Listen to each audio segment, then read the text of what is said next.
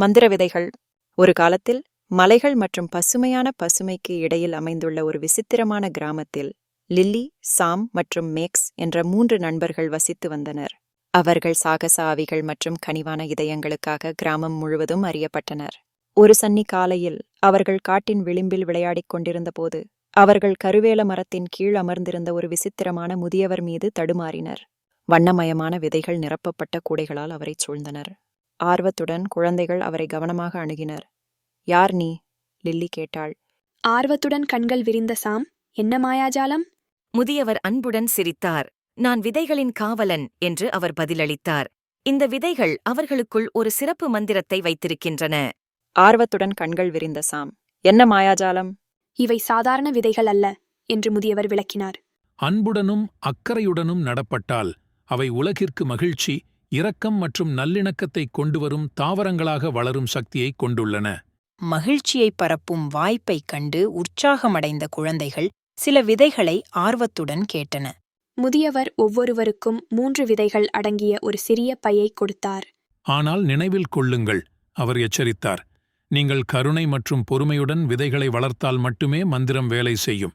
உறுதியுடன் லில்லி, சாம் மற்றும் மேக்ஸ் ஆகியோர் தங்கள் நடவு சாகசத்தை தொடங்க வீட்டிற்கு விரைந்தனர். அவர்கள் கிராமத்தின் சதுக்கத்தில் ஒரு இடத்தை கவனமாக தேர்ந்தெடுத்து விதைகளுக்கு சிறிய குழிகளை தோண்டினர். நாட்கள் வாரங்களாக மாறியது. கடந்து செல்லும் ஒவ்வொரு நாளிலும் குழந்தைகள் தங்கள் விதைகளை அன்புடனும் அக்கறையுடனும் வளர்த்தனர். அவர்கள் அவர்களுக்கு தண்ணீர் ஊற்றினார்கள், அவர்களுக்கு பாடினார்கள், மேலும் ஊக்கமளிக்கும் வார்த்தைகளைக் கூட கிசுகிசுத்தார்கள்.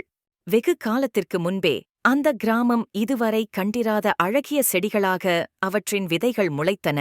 லில்லி செடி அன்பையும் கருணையையும் பரப்பும் கிளைகளுடன் மரமாக மலர்ந்தது. சாமின் செடி மகிழ்ச்சியையும் சிரிப்பையும் பரப்பும் புதராக வளர்ந்தது.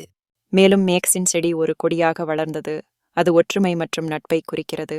அந்த அதிசய தாவரங்களையும் அவை தந்த மகிழ்ச்சியையும் கண்டு கிராமமே வியந்தது. இந்த மாயாஜாலத்தை நேரில் காணவும் குழந்தைகளின் தயவை கற்றுக்கொள்ளவும் தொலைதூரத்திலிருந்து மக்கள் வந்திருந்தனர். வருடங்கள் செல்ல செல்ல 3 நண்பர்கள் விதைத்த கருணை விதைகளால் கிராமம் அன்பு மற்றும் நல்லிணக்கத்தின் கலங்கரை விளக்கமாக மாறியது. எனவே அன்பான குழந்தைகளே, லில்லி, சாம் மற்றும் மேக்ஸ் ஆகியோரின் கதையையும் அவர்களுக்கு இரக்கம் மற்றும் இரக்கத்தின் சக்தியை கற்பித்த மந்திர விதைகளையும் நினைவில் கொள்ளுங்கள். அவர்களைப் போலவே நீங்களும் உங்கள் இதயங்களில் நன்மையின் விதைகளை வளர்த்து நீங்கள் செல்லும் இடமெல்லாம் மகிழ்ச்சியை பரப்புங்கள். இப்பொழுது ஒரு உரையாடலை நடத்துவோம். லில்லி, ஆஹா, அந்த கதை ஆச்சரியமாக இருந்தது. நிஜ வாழ்க்கையில் மந்திர விதைகள் இருக்க வேண்டும் என்று நான் விரும்புகிறேன். சாம், ஆம், எல்லா இடங்களிலும் மகிழ்ச்சியாகவும் கருணையாகவும் வளரும் விதைகளை விதைத்தால் அது அற்புதமாக இருக்குமல்லவா? அதிகபட்சம், நிச்சயமாக. ஆனால் உங்களுக்குத் தெரியும், நம்மிடம் மந்திர விதைகள் இல்லாவிட்டாலும் நம் சொந்த வழிகளில் இரக்கத்தையும் மகிழ்ச்சியையும் பரப்ப முடியும்.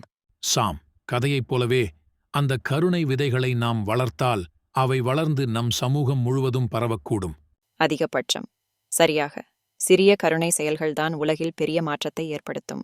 லில்லி, நான் இப்போது ஏதாவது செய்ய உத்வேகம் பெற்றுள்ளேன். மிஸ்ஸஸ் ஜென்கின்ஸ் மளிகைப் பொருட்களுக்கு உதவச் செல்வோம். மேக்ஸ், நான் உங்கள் இருவருடனும் இருக்கிறேன். நம் கிராமத்தை இன்னும் மகிழ்ச்சியாக வாழக்கூடிய இடமாக மாற்றுவோம். எனவே இரக்கம் நிறைந்த இதயங்களுடனும் புதிய மன உறுதியுடனும் லில்லி, சாம் மற்றும் மேக்ஸ் ஆகியோர் உலகத்தை ஒரு சிறந்த இடமாக மாற்றத் தொடங்கினர். ஒரு நேரத்தில் ஒரு கருணைச் செயல்.